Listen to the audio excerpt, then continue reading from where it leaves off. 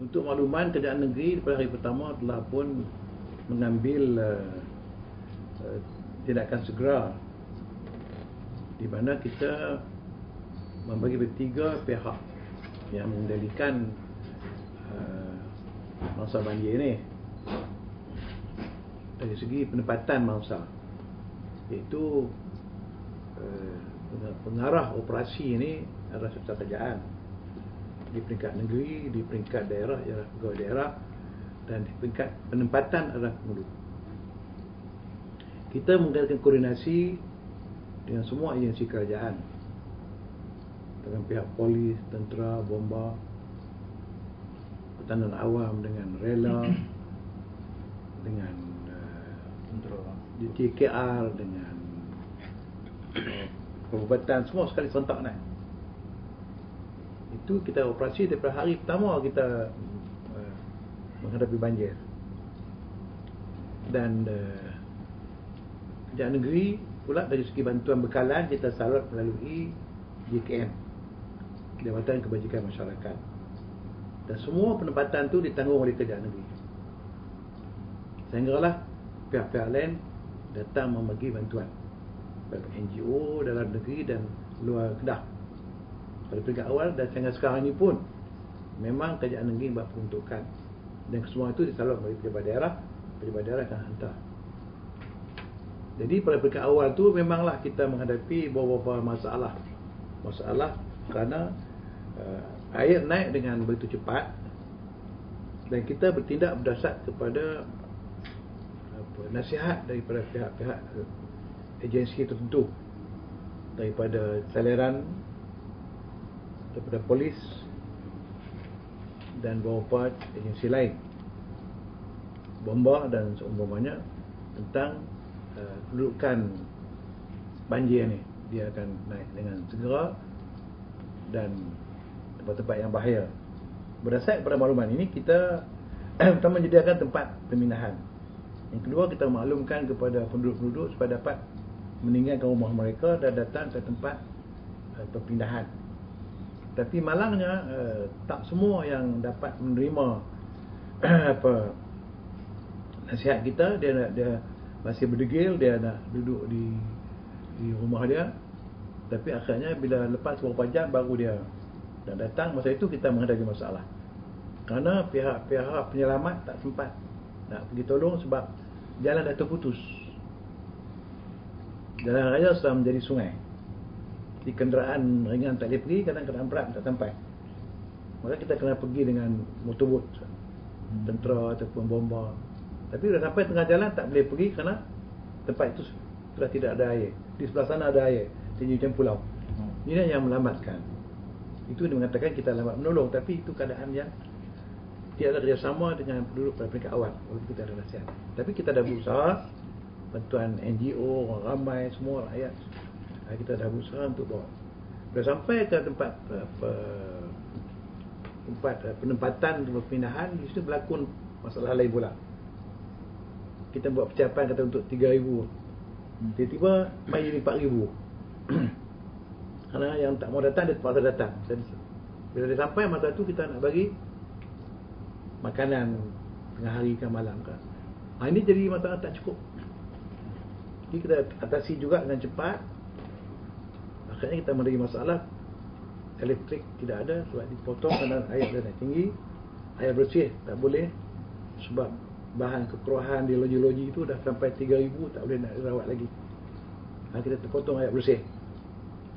Itu automatik. Dan pihak kita tak boleh nak pergi ke loji kerana jalan dah jadi laut. Jadi dengan sebab itu kita terpaksa lah mencari bantuan air. Di sini problem kita pertama, kerana masyarakat air Kedah Darul Aman dia tak cukup, dia punya orang panggil apa, lori-lori dah. Dia tak boleh nak memboleh semua sebab dia tak cukup apa dia punya peralatan. Di sinilah yang ada masalah sikit. Tetapi selepas 2 hari kita telah mendapat bantuan daripada Perak, daripada Pulau Pinang, daripada Selangor. Mereka dah hantar, dan sekarang ni kita supply air semua tempat-tempat penempatan, termasuk hospital. Semua tangki bekerja 24 jam. dan 100 tangki lebih pada masa itu, dan sekarang ni dah kurangan dan mungkin mereka akan balik kerana air tak kita salurkan ke tempat lain. Jadi di sini lah kata orang kata kita tak gagal dia buat. Ini bukan satu kejadian yang kita buat persiapan awal. Kita bertindak masa itu. Jadi, semua agensi kerajaan negeri dan juga kerjasama daripada pusat dan persekutuan yang di Kedah memberi sumbangan. Itu yang kita buat. Jadi makanan kita boleh masak, tak ada masalah. Bekalan makanan kerajaan negeri salurkan, cukup semua pendapatan. Cumanya kadang-kadang ada tempat-tempat yang mereka tak boleh keluar, dia tak dapat makanan, kita tak boleh hantar kepada dia pasal jalan dah terputus. Itu saja.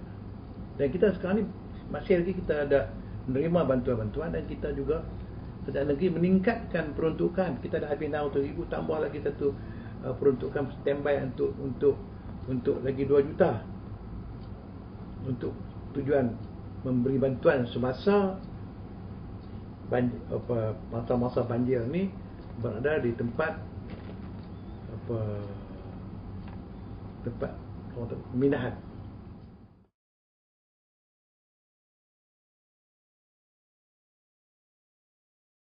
Dia datang sejam, kita duduk ada 60 jam. Bagaimana dia buat kenyataan tanpa datang ke bilik gerakan? Dia tak hubungi bilik pihak otoriti negeri, bilik gerakan utama negeri, sama ada peringkat kerajaan negeri, peringkat daerah. Dia hanya pergi melawat tempat, mendengar laporan daripada ketua UMNO seorang dua, bahawa dia tak tindakan.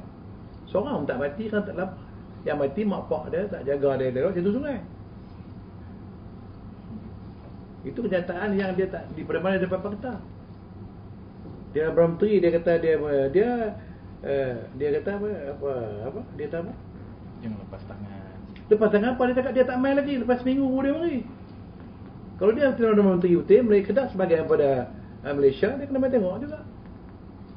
Kita bekerja dah semua pegawai saya dah seminggu kerja siang malam. Dia buat kenyataan sedap-sedap dan jangan lepas tangan. Dia dapat maklumat di tepi jalan. Dia dapat maklumat di tepi jalan. Patut dia main dengan bilik gerakan negeri.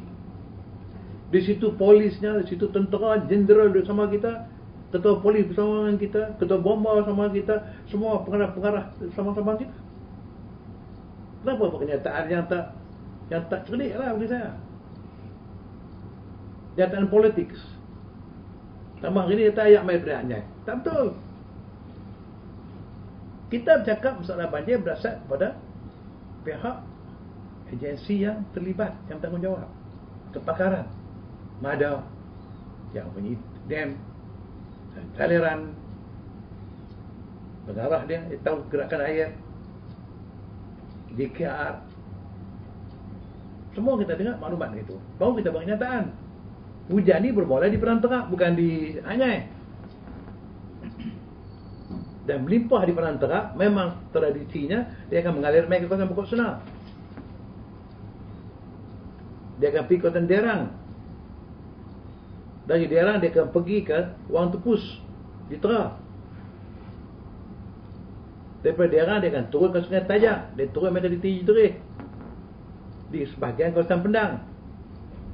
Tapi tahun ni dia tak pergi kawasan Pendang. Dia main ke Derang, dia turun ke Wang Tepus. Di situ tumbuh air daripada Changlun. Changlun tu dia penuh di kawasan Jitra, Pekan Jitra khususnya. Baru dia turun mereka pada kawasan di belah barat, pada Kubang-Kubang Basu, kawasan Pulau Kengga, kawasan Pulau Timbui, kawasan Tunjang, kawasan Begat Dewa. Kenapa tak apa Gunung ayam tak sampai ke Padang dekat di tempat kau landasan tu? Dah Pendang hak lain. Pasal ayam cepat dia main, dia berjalan, dia lambat pergi Pendang. Sungai Pendang dia tak pergi banyak, dia sikit dia kena. Tapi banyak main kawasan ni. Tapi yang masalah sekarang ni air ni, yang main banyak ni, dia turun masih diganggu oleh landasan di kawasan tertentu di Alor-Star.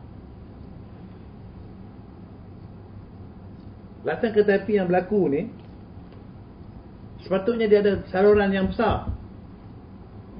Tapi saluran itu bilangan sikit dan kecil. Maka air lambat keluar. Maka sebab itu berlaku tempat-tempat yang tak pernah tenggelam rumah dia telah pun tenggelam kali ini. Telah pun tenggelam kali ini. Sampai ke dada. Tak ada 20 tahun, 30 tahun sampai begitu. Maka bila itu kita, pihak saliran mengatakan air tak jalan kerana landasan kereta api. Jabatan saliran yang juga jabatan hak kerajaan pusat dan hak kerajaan negeri. Pengarah jabatan saliran adalah pegawai persekutuan. Cuma dia kerja di Kedah, kerajaan negeri bayar gaji dah. Adakah Timbalan Perdana Menteri bercakap dengan pengarah saliran? Pegawai madar. Jadi kita sebut bahawa kita minta supaya jalan ni sempit. Kita panggil hari itu, dia tak datang. Petang baru dia datang, dia mesyuarat dan dia setuju nak luaskan apa saliran rakyat keluar tu untuk mudah pergi ke laut. Dan memang dia korek betul. Kalau dia tak korek, saya arah dah jabatan saliran untuk dia buka saluran tu kepentingan awam. Bila dia buka, sekarang dah cepat kering. Bukan dah, lepas buka baru dia kering balik. Memang saluran kecil, takkan dia kena besar.